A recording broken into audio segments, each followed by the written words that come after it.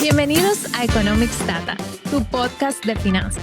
Aquí hablaremos ligerito y de manera sincera de dinero. Bienvenido a Economics Data, tu podcast de finanzas. Yo soy Kim. Y yo, Lau.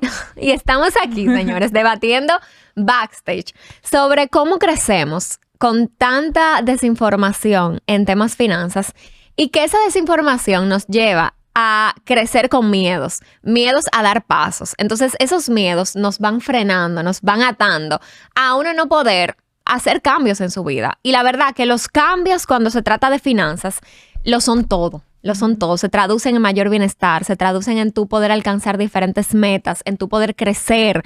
Entonces, nosotras queremos que este episodio pueda ayudar a romper esos miedos con los que muchos crecemos por desinformación o por experiencias negativas que hemos pasado, que hemos visto anteriormente. Entonces, para este episodio hemos decidido invitar a una psicóloga clínica, Laura, bienvenida. Gracias, dos Laura, gracias. Sí. Para mí es un placer. Las tocallas. Para mí es un placer estar aquí. Justo les decía que tomé un taller con ustedes y la verdad que fue como abrió los ojos. Abrir los ojos y cambiar los lentes, como veía todo el tema de las inversiones y del dinero. Y claro, tocar mis propios miedos que salen a raíz del tema. Claro. Sí. Que yo te comentaba incluso que creo que fue para ese mismo taller que puse un question box en el Instagram de por qué no invertías. Y la mayoría de las respuestas fue el miedo. Claro. O sea, el miedo a invertir, el miedo a que no conozco, el miedo a perder mi dinero. Claro. Y por eso queremos enfocar este episodio a miedos financieros en general. No solo el miedo a invertir, sino también, por ejemplo, el miedo a tomar deudas. El miedo a utilizar mi tarjeta de crédito, aunque yo sé que utilizándola correctamente, pues puedo generar beneficios. Como quiera tengo ese miedo de que, ay no, las tarjetas de crédito son malas, porque vengo creciendo con eso, no nos dan información financiera. E incluso también irnos un poquito al miedo a emprender. Si yo en mi casa no vi el emprendimiento, yo vi a mis padres siempre con un trabajo de 9 a 5, fiel a la empresa, que 25 años en esa empresa. Obviamente, sin darme cuenta, yo crecí en un ambiente de que para mí eso es lo normal, claro, y eso es lo que da tranquilidad y seguridad. Entonces, primero empecemos. El miedo a invertir, a deudas, ¿de dónde viene y qué yo puedo hacer para empezar a romperlo? Y quizás ahí, y tú lo venías diciendo en base, bueno, hablaban de la experiencia, de la familia, pero hablaban del miedo y la seguridad que yo ando buscando. Y vamos quizás a mirar primero, antes del miedo a las deudas, el miedo como emoción, porque puede ser el miedo a la deuda, pero también puede ser un individuo que le tenga miedo a todo, a cualquier eventualidad que implique algún cambio, algún factor riesgo, como emprender, como cambiar el trabajo, como cambiar de pareja, todo lo que implique salir de mi zona de confort, ese estatus quo mío de lo que yo entiendo que es lo natural, lo normal, lo adecuado, genera mucho miedo. Y el miedo es una emoción muy de supervivencia. Es muy básica en el ser humano, el tema de que yo necesito garantizar que las cosas van a estar bien, que están en mi control, que voy a poder sobrevivir. Y claro, si a esto le agregamos el componente de la parte económica, de tomar algún riesgo, aunque sea mínimo, no tengo el control de esto. Y hay un chance donde puedo perder. Y los seres humanos tendemos a fijarnos más en las pérdidas que en las ganancias. O sea, si tú me dices, vas a ganar 1,000 si inviertes esto, pero te voy a dar 900 ahora sin tener que invertir, lo normal es, pues yo voy a coger los 900 porque esto es lo seguro. Esto es lo que yo está en mi control. Entonces los seres humanos de forma muy natural y muy instintiva apelamos muy a nuestra seguridad, a lo que sabemos que nos va a hacer mantenernos a través del tiempo. Entonces, claro, ese miedo financiero puede construirse de muchas partes. De mi propio miedo natural y de que, claro, que tengo que evaluar todas las variables, de experiencias familiares y esta información que nos ha pasado de generación en generación, padres que te decían, pero ¿y cómo tú vas a poner? No confía en los bancos, son lugares que te van a engañar, tu dinero mejor, más seguro. Entonces va construyendo todo un significado para mí de lo que es esa experiencia y lo veo como algo de rechazo y de que puede poner en riesgo mi estatus. También experiencias de personas de iguales. en la vida hay experiencia de todo. Y si tú buscas en internet, ¿cómo te fue una inversión? Encuentras personas que te hablan maravilloso, pero hay personas que te van a dar su testimonio desde lo negativo. Entonces, claro, tener referentes que me dicen, no, pero a este no le fue bien. Y si me pasa a mí, entonces. Creo que también parte de lo que ayuda o alimenta el miedo es la falta de educación. Claro. Tenemos mucha información y plataformas como la de ustedes dan información. Pero claro, no solamente que yo vi un podcast o yo fui a un taller y desde ahí ya yo soy un erudito en este tema, conlleva educarse.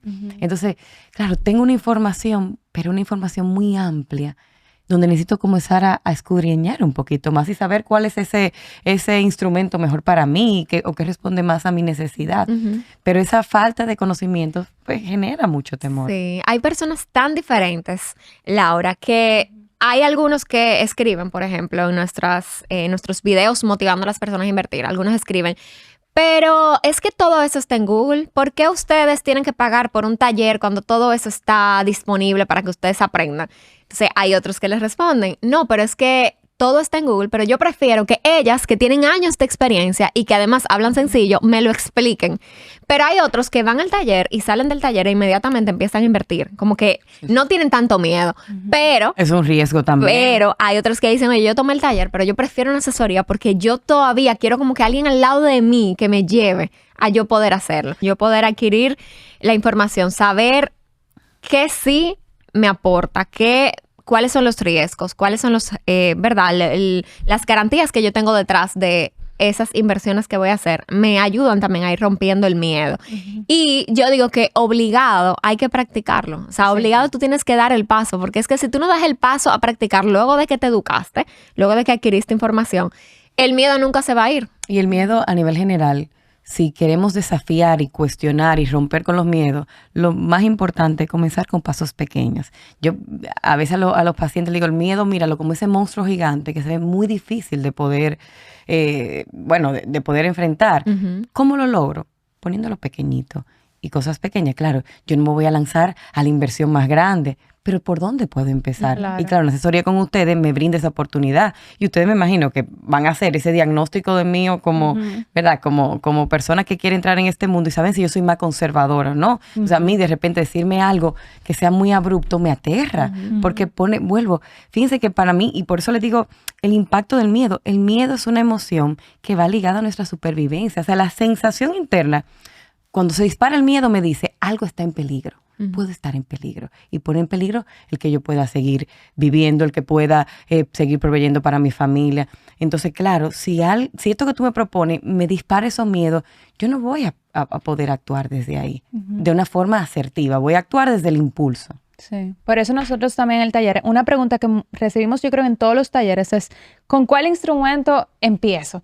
Y nosotros vamos, con el que tú más conoces similar ahora, que es, todos tenemos cuenta de ahorro regular. Pues empieza con una cuenta de ahorro de alto rendimiento, que es muy similar, o con un fondo de inversión líquido, que también es muy similar, y te da la liquidez y que tú tienes ahora mismo en la cuenta de ahorro regular, pero con una rentabilidad mucho más atractiva. Si te quieres ir más conservador, la cuenta de ahorro de alto rendimiento, que te da tasa fija, pero es mucho más que dejarlo en una cuenta de ahorro regular. Y yo también veo eso del miedo, nosotros lo vivimos en muchas cosas a lo largo de nuestra vida. Por ejemplo, si yo me pongo a ver, hace 3 años, 4 años, yo fui por primera vez a esquiar.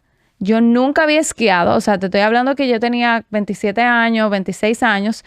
Nunca lo he hecho en mi vida. Yo fui con miedo. Claro. Yo fui con miedo de que yo estoy consciente de que yo puedo caerme y fracturarme, ya que yo había tenido una fractura cuando niño. O sea, yo tenía un miedo bien grande. Yo podía no tomar una clase y verlo en YouTube, que es gratis. Verlo en YouTube, cómo uno esquía. Incluso yo vi videos, pero cuando yo estaba ahí, en esa montaña, yo tenía un miedo que yo no quería tirarme. Entonces, yo preferí pagar una clase. Pagar una clase con un experto para ir perdiendo el miedo. Pero en mi primer viaje, yo no fui una experta en esquiar. O sea, yo tuve que, ya yo he ido 4 veces y todavía no soy una experta. He mejorado. He tomado 2 años clases y ya tengo como que, par de técnicas, pero si yo me quedara en el primer viaje que no me fue bien, yo no hubiera seguido esquiando. Lo que pasa es que, y voy a conectar eso que tú dices con el tema de las finanzas, pareciera que la finanza siempre es desde lo racional y se nos olvida que hay una parte emocional importante que hay que ver en el individuo. Y ahí tú me mencionabas diferentes tipos de personas. Está el que se quiere preparar y conocer cada detalle de, ok, ¿cómo lo voy a hacer? Que es el que toma el curso, yo quiero estar seguro, tomar todos los mecanismos, tengo toda la ropa, toda la protección. El que dice, no, yo lo puedo solo, aunque en el camino no me está saliendo tan bien. Entonces me cuestiono de por qué que no me sale bien. Bueno, pero quizá no me eduqué. Y está el que se queda siempre el observador, que es el que se queda en la vida Que le pasan viendo años. de que, ay, a mí me encantaría lograr esto alguna vez. Yo quisiera lograr esto y yo no sé cómo ellas lo lograron y por qué yo no lo logro. Claro, pero el que ellas lo lograron y yo no lo logro tiene que ver también con una actitud proactiva de la vida. A veces salirme de esa zona hasta de víctima de la vida. Sí. De que, ay, Dios mío, porque yo no nací en una familia con buenos recursos. Claro. Bueno, no nací, pero ¿qué he hecho a partir de ahí? ¿Cuáles son las decisiones que he Gracias. tomado en base a mis características, mis posibilidades? Entonces eso también conlleva un hacerme responsable de mí mismo y hacerme responsable de mi miedo. Al final, el miedo que se activa y nos dice estoy en peligro, muchas veces todo lo que conlleva crecimiento, para no decir siempre, está detrás del miedo. Claro. Todo Y lo no que- pasa de la noche a la mañana. Claro, todo lo que conlleva crecimiento está detrás del miedo. Entonces tengo que cruzar el miedo. Claro, uno lo cruza de la mano, uno lo agarra porque tú te tiraste y tú fuiste. O tú te fuiste, ay, estoy confiada, esto va a salir genial. No, yo no fui así. No, y aún me dio la clase el mejor profesor. Sí. Invertí muchísimas horas. No fue Claro, que perfecto esa primera después, experiencia da miedo. Claro. O cuando ustedes van a hacer un taller, se lo pueden saber y se lo saben, vamos, lo manejan al dedillo, pero ese primer momento hay un miedo. Claro. Pero un miedo natural que te cuida y te protege.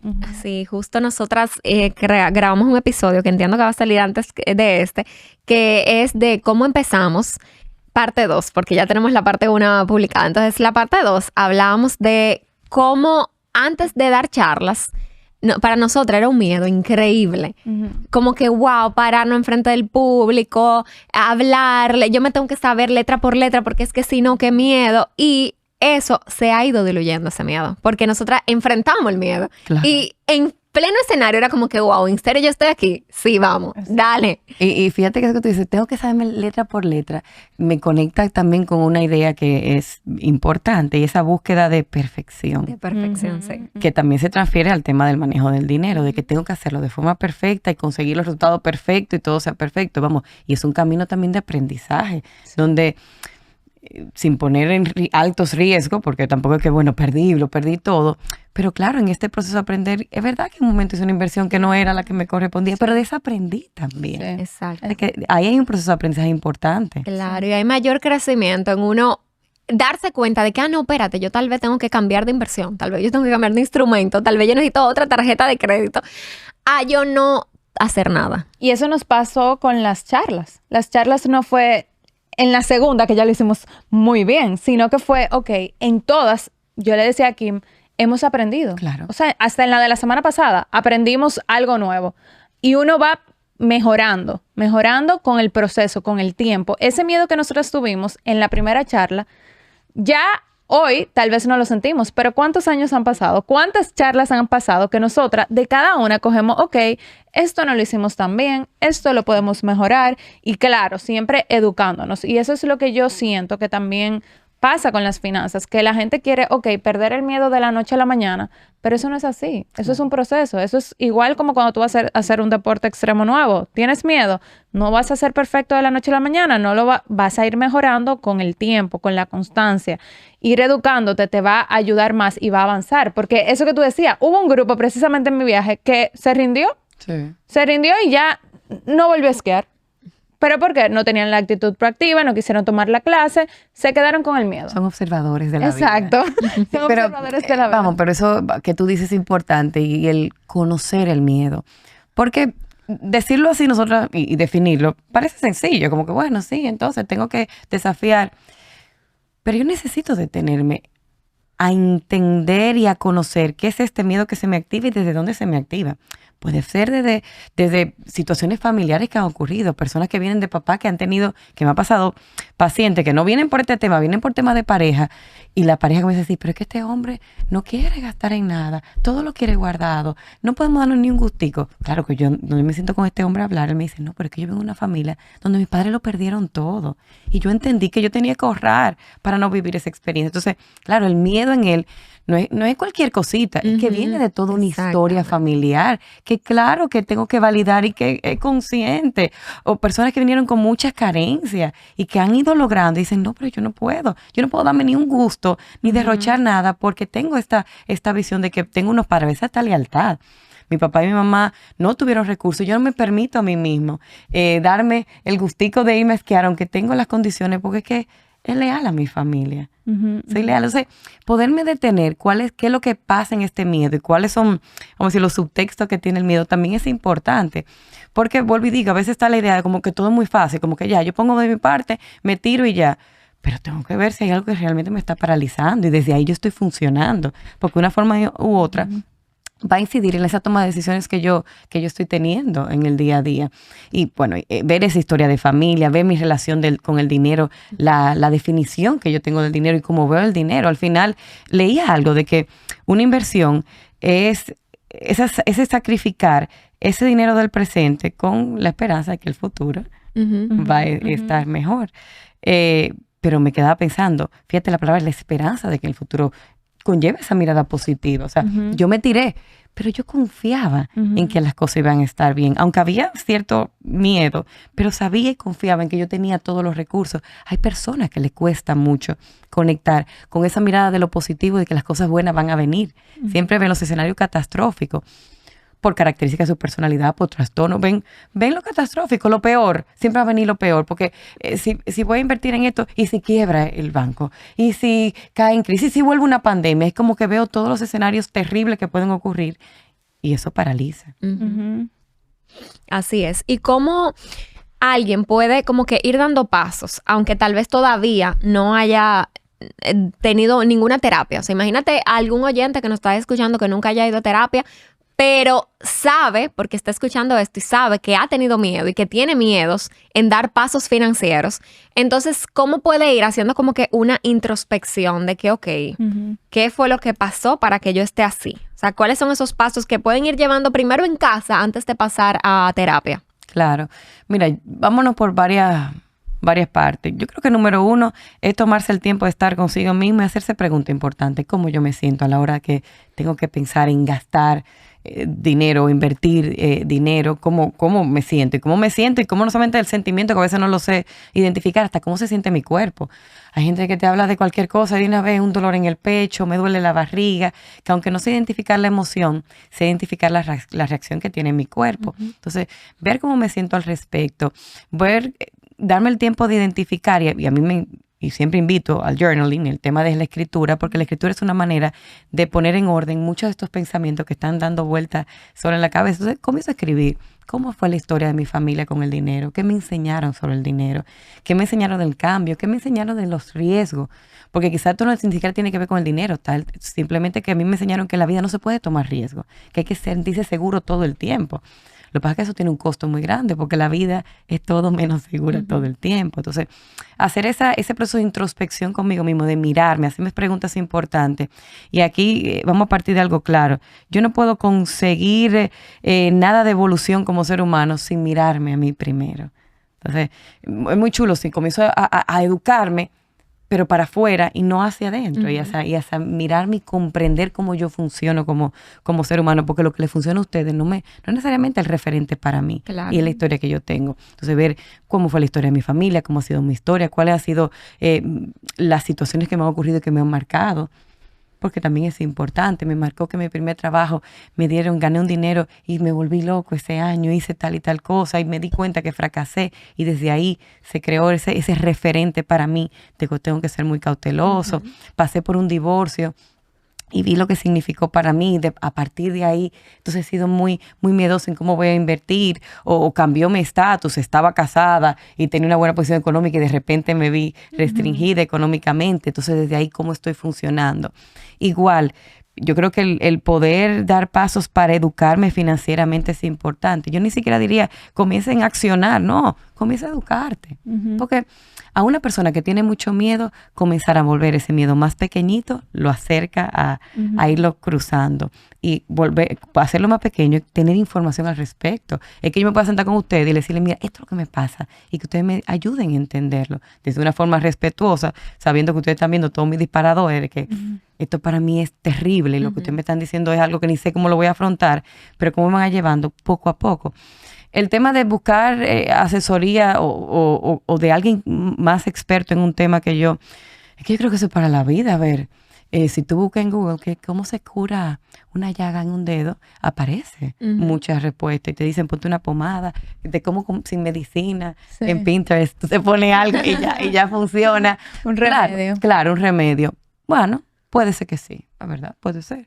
Ahora, hay personas que están formadas, que saben qué es lo que está allá y cuál es el procedimiento importante que tiene que pasar. Entonces, ¿por qué no ir donde alguien que lo conoce? Parecería, y yo no sé si a ustedes le sucede, pero claro, en el tema de dinero es como, yo no puedo gastar dinero para que ustedes me digan cómo utilizar mi dinero, porque es como un gasto. O sea, se fue mi dinero, pero es que no se fue, que es algo de mi autocuidado. Igual cuando ustedes hacen o nos hacemos todo, los exámenes cada cierto tiempo, es que estoy cuidándome, es parte de mi autocuidado y de conocer cómo está mi situación en el presente. Entonces, poder nutrirme de personas que tienen otra experiencia, que tienen otra mirada y sobre todo que me pueden ayudar a derribar esos grandes temores, esos mitos que yo tengo en mi cabeza, que es lo mismo que nos pasa en terapia. ¿Cuántas personas llegan con ideas de lo que es la vida y de cómo deben ser vivida la vida? Y cuando tú comienzas a cuestionar y abrir el campo de visión y cambiar los lentes y ver que la vida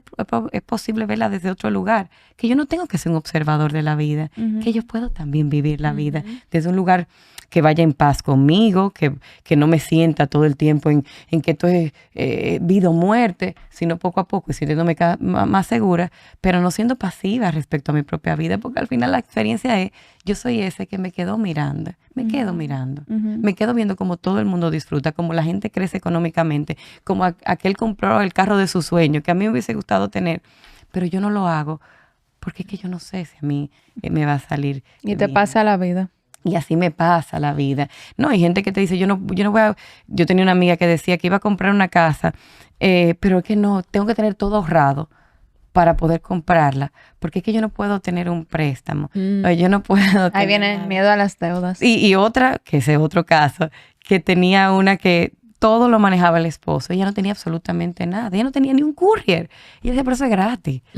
Pero era un miedo de que no, porque es que él es el que tiene el mayor manejo. Ay, Dios mío. Y él es el que puede. Y nosotros le decíamos, las amigas que le damos su choque de realidad, le decía, pero espérate, si el día de mañana algo le pasa a él, ¿y tú con qué realidad te queda? Entonces, claro, es esa mirada a todo lo que está pasando. Los seres humanos somos muy complejos. Ese ejemplo de tu amiga me lleva a mi abuela. O sea, que son generaciones muy diferentes. Muy diferentes. Y mi abuela, bueno, al sol de hoy, ya mi abuelo tiene 7 años de fallecido, para que tú entiendas.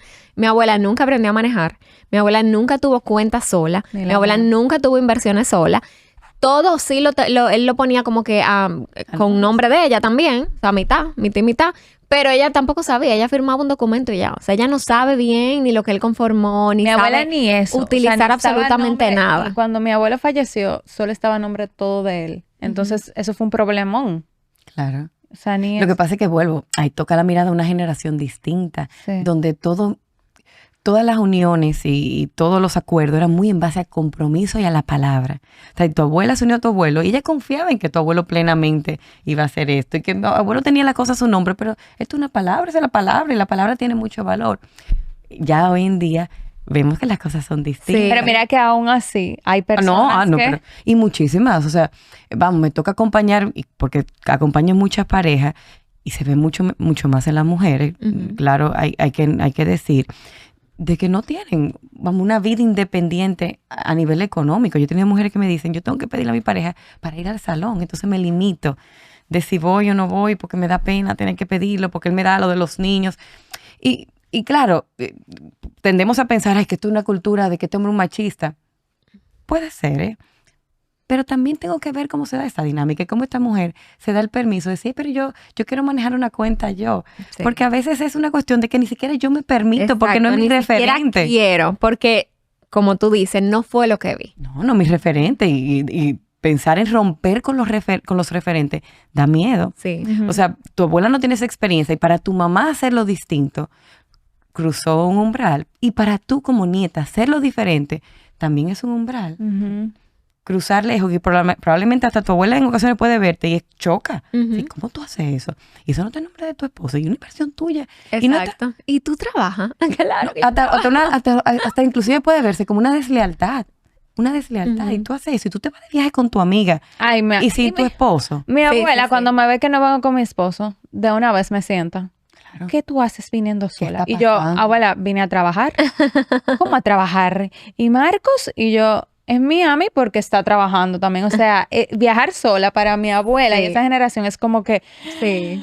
Y eso que ustedes dicen, pues abre la mirada, que también es importante a la hora de cruzar el miedo, saber a quién yo voy a escuchar. Sí. Cuando yo escucho a una persona con muchos miedos o con ideas preconcebidas muy marcadas, que son más conservadoras, nunca van a apostar al riesgo, jamás van a apostar al riesgo.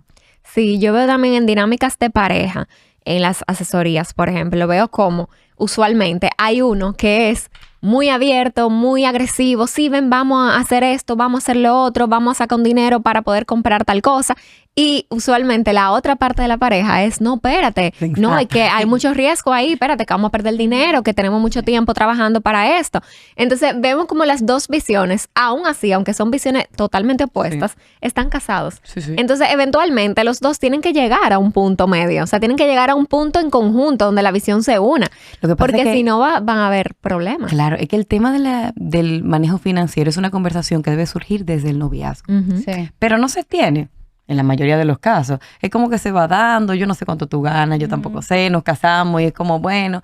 Y claro, se evidencia en la terapia porque el tema económico es un tema que sale Claro. continuamente y he tenido que referir a personas, necesitan buscar un especialista en ese tema porque esto no es lo mío. Nosotros referimos también a psicólogos. Es que no es lo mismo cuando tú eres cuando los dos son mantenidos, que todo está feliz porque el dinero va entrando como que de un árbol, a cuando ya los dos tienen que tomar decisiones en una casa y decisiones tan importantes como decisiones con el dinero. Pero claro, y de personas que tengo que me dicen, mira, pero es que mi pareja pegó las deudas en tarjeta de crédito y yo no sé lo que está pasando. Y entonces cuando hablar con la pareja me dice, no, todo está tranquilo, todo está bien, todo está en orden.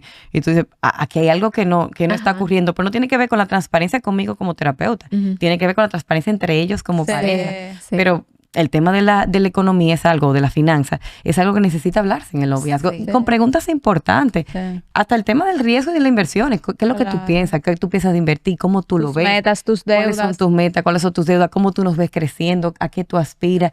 Porque al final asumimos que tú y yo vamos a estar en la misma sintonía, sobre todo al principio, que nos amamos, estamos enamorados, entonces es hermoso. Maripositas. Maripositas.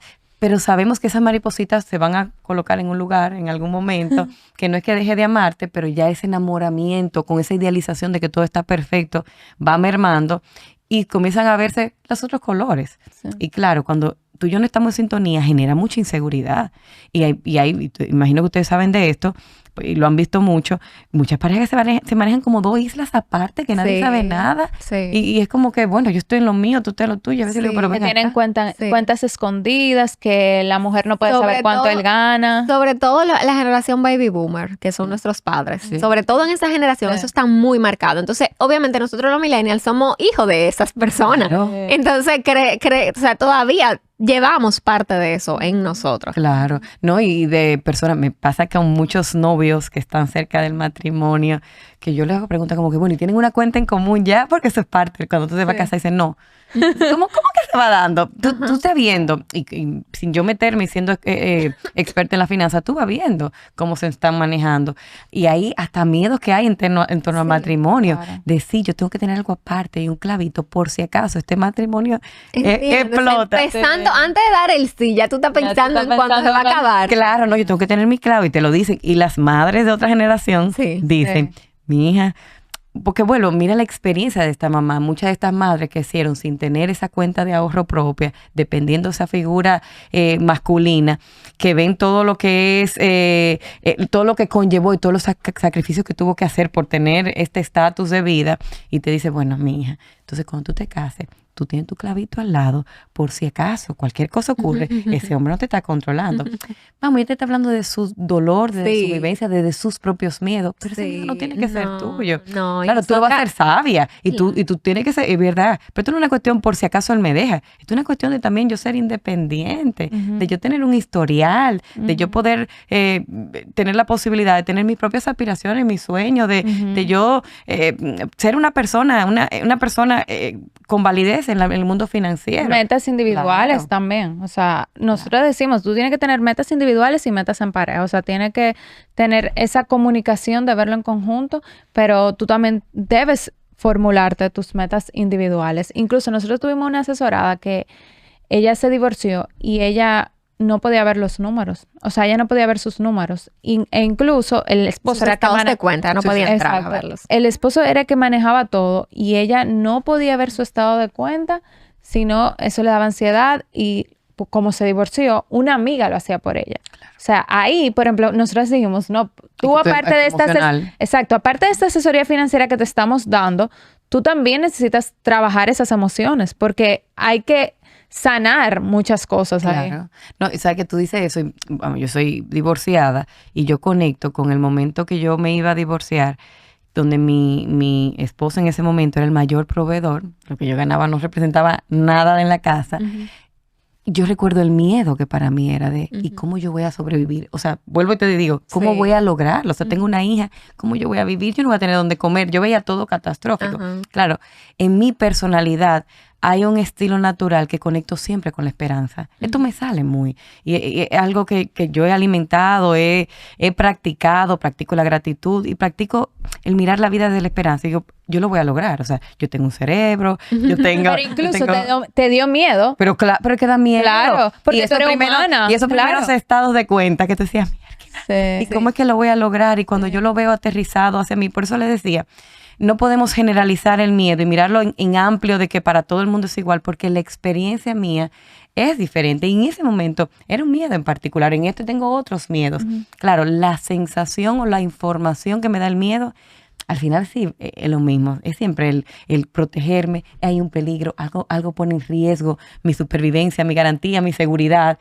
Y esto, pues me reservo y trato de tomar todas las medidas de lo posible para que esto sea lo más en paz posible para mí y que me permita sentirme segura. Exacto, o sea que hay maneras de uno ir calmando el miedo para poder dar pasos. Claro, es que el que no tenga miedo, bueno, no sé ni siquiera, el que no tenga miedo posiblemente ni siquiera está vivo, porque el miedo nos protege. O sea, tú tienes a tu hijo y tú vas caminando por la calle y es el miedo el que dice, espérate, en la calle hay que agarrarse, hay que mirar para los lados. Si no tengo miedo, yo cruzo como loco. Sí. Si yo no tengo, y vamos a lo económico, si yo no tengo miedo, yo voy, veo la ropa aquella que quiero, veo la feria de auto y me meto en eso sin pensar en, espérate, pero ¿y qué va a implicar esto?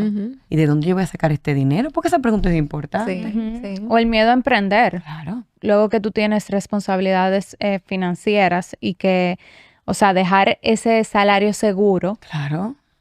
Tú, primero, lo que nosotros recomendamos como especialistas financieros es que si vas a dar el salto de emprender, primero tengas conformado ese fondo de emergencia. Pero como quiera, luego que tú tengas ese fondo de emergencia de 6 meses a 1 año, como quiera el miedo va a estar de dar ese salto. Y que la vida es muy democrática y nos da a todos un poquito. O sea, nadie tiene... A mí me encantó la serie esa From Scratch. ¿Ustedes recuerdan la de Saldaña?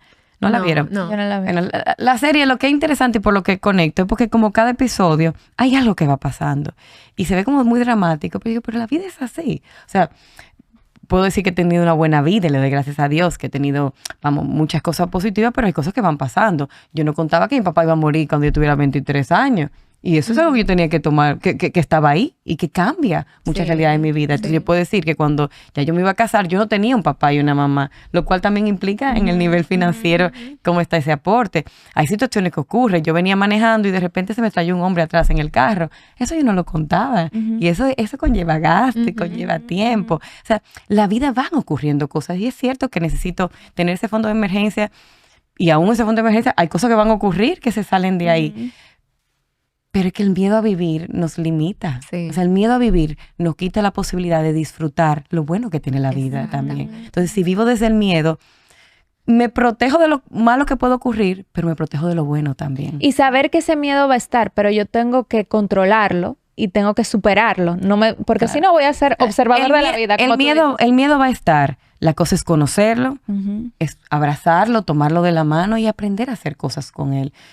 Muchas veces, es más, hay decisiones que yo sé que el miedo es un indicador que yo tengo que hacerlo, porque me expone, porque me saca de mi zona de confort y lo natural es que yo quiero quedarme en lo seguro, en lo que es seguro, en lo que yo defino como seguro. Y claro, el miedo me dice, inténtalo, atrévete. Cuando yo me fui, yo trabajaba en centros de psicología y un día dije, no, yo me voy a ir sola, independiente, pero yo tengo un gran flujo de pacientes. No necesito estar en un centro. Pero claro que el miedo decía, bueno, pero un centro es más seguro. Yo tengo gente, hay personas que se encargan de todo. Y digo, pero esto es crecer, esto para mí es crecer. Y eso implicó, claro, sacrificio, de que yo tuve que buscar una gente para que me llevara la contabilidad, de que todo... Pero para mí representó un crecimiento importante y un llegar a un estado que para mí también era, vamos, esa sensación de logro y autorrealización. Pero eso conlleva agarrar mi miedo. O sea, no es tanto controlarlo, porque yo no sé si lo controlo o no. Es conocerlo, abrazarlo y aprender a cogerlo de la mano. Es que yo hago las cosas y quizá el miedo está ahí sentado. Él está ahí. Vámonos juntos. Pero vamos a atrevernos, vámonos. Sí. Y después yo te diré cómo lo logré. Lo bueno de esas experiencias es que cuando otra vez se nos activa el miedo, puedo recordar qué me funcionó para enfrentarlo aquella vez. Quizás comencé tomando inversiones de poco riesgo y cuando quiero ir creciendo, puedo recordar qué me funcionó para aplicarlo. Totalmente. Wow, Lau. Este episodio yo creo que nos ha funcionado a todos a combatir esos miedos. Y como tú dices, saber que van a estar ahí, pero tú decir, vámonos juntos a superar este miedo a las deudas, este miedo a emprender, este miedo a las inversiones. Y ya aquí tú diste como las pinceladas de lo que yo necesito para irme con ese miedo y poder no ser observador de la vida, sino alcanzar esas metas y esos sueños que yo tengo. Porque ya sabes que si te quedas con el miedo, sin hacer nada, sin accionar, pues simplemente no vas a alcanzar eso que tanto quieres. No vas a romper patrones que venimos arrastrando por años. Y siento que, como dijiste también, la educación y también el contacto a un psicólogo, a un profesional, a un terapeuta, ayuda demasiado. Porque así como cuando nosotros nos sentimos mal del estómago, nos sentimos mal de la cabeza, de cualquier cosa, vamos al doctor. Claro. Pues así mismo, para nuestra salud mental, tenemos que ir a los psicólogos. Así mismo, para las finanzas, tenemos que ir a asesores financieros profesionales porque tienen más información que nosotros y nos van a ir más allá de lo que nosotros simplemente vemos. Y por eso nosotras nuestras asesorías la llamamos citas médicas financieras, porque es para resolver un problema financiero. Porque la educación y el conocimiento te va a ayudar a superar esos miedos y poder... Y a vivir. Exacto. Es como a vivir, porque para mí todo lo que no es desde ese lugar no es vivir, es sobrevivir y estar como en inercia. Tú ibas hablando, yo pensaba en cuando tú vas a la playa. Tú vas a la playa y tú ves el mar, y el mar tiene fuerza. Y claro, yo digo, pero me meto, y la ola está fuerte, no está fuerte. Bueno, pero nunca voy a saber lo que se siente estar adentro hasta que no doy un primer pasito y comienzo por la orilla. Entonces, y cuando viene a verte te gusta. Te gusta cómo es. Entonces, lo mismo lo podemos traducir a finanzas.